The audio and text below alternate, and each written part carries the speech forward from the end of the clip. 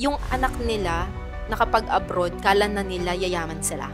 Akala na nila ano na sila, yung gagaan na yung buhay nila. Yes, totoo. Kasi ang kababayan naman or mga Pilipino, gano'n naman talaga yun eh. Yun naman talaga yung kultura natin eh. Kaya tayo mag-iibang bansa para matulungan natin yung pamilya natin. Pero not to the point na tayo aasa sa kanila.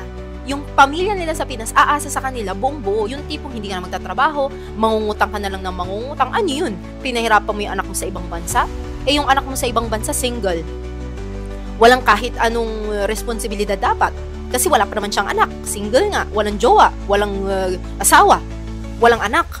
So, that means, dapat, bigyan nyo ng chance yung mga anak nyo na single na makapag-pundar din sa sarili nila.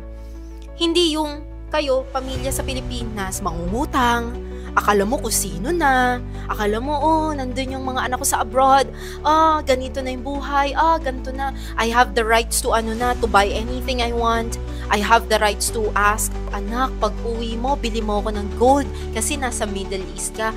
Syempre, lahat ng magulang, lahat ng tao sa Philippines, hindi ko naman 100% pero most of them, gusto rin naman makatikim-tikim, right? Eh, hindi ko naman sinasabing against ako doon. Ang sinasabi ko lang sana, kamustahin nyo muna yung mga anak nyo, kung kamusta ba yung wallet nila, kung kamusta ba yung financial status nila, kung kamusta ba yung trabaho nila, bago tayo mag-demand. Kasi, ang hirap ng buhay.